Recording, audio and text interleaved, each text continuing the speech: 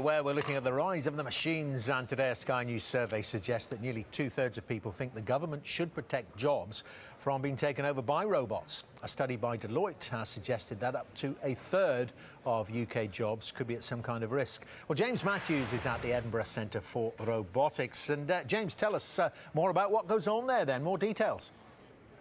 Yeah, welcome back to the Robotarium, Dermot. We're taking a look at the kind of thing that's going on in robot research, and let's take a look at the legs. This is a lower set of limbs, prosthetics, at the cutting edge, because, you know, we've seen prosthetic lower limbs before, haven't we? But these are different, special, and the developer is Sandy Enoch. Sandy, different and special, my words. Why would you say they're different and special?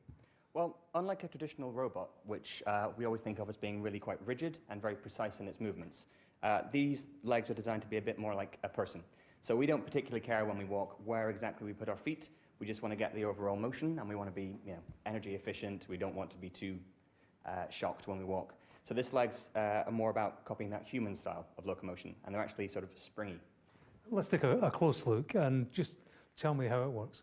Okay, so inside the robot, the thing that makes it really cool is that each joint has a pair of springs, which means that each joint has bounciness to it. But what we can do in this robot is change how springy each joint is. So we can make the robot really quite soft, or we can make it a lot more sort of rigid. And this means that it can maybe adapt to different terrains, it can cope with more maybe disturbances, it can do a lot of the things that people do without even really thinking about it. Okay, let's see it working then. Okay.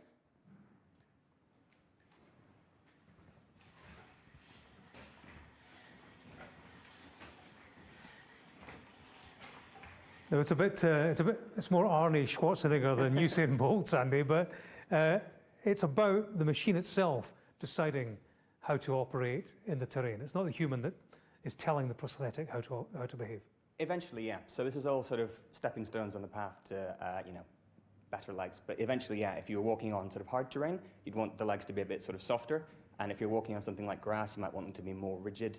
And ideally, eventually, the person won't have to manually set that. It'll just be something the legs decide to do very naturally. Great. You're a busy man here at Edinburgh Uni. These are very expensive legs. This is very cheap, and it's something you're trying to develop and get into schools. Is that right? Tell me about it. Yeah, absolutely. So this is Archie. This is designed to be basically how simple can you make a walking robot? So the legs there, they're really quite complicated, but this is designed to be far more simple. How simple can we make a sort of walking robot? And it's designed so that we can get a sort of interesting robot that's cheap enough to actually get sort of into school, so kids can learn about robotics, they can learn about programming, all these interesting things that'll be useful for the future, and on hopefully something that's a bit cute and engaging.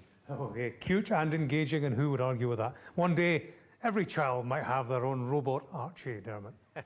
Or James Matthews' robot, the human James Matthews there at the Edinburgh Centre for Robotics. Still to come on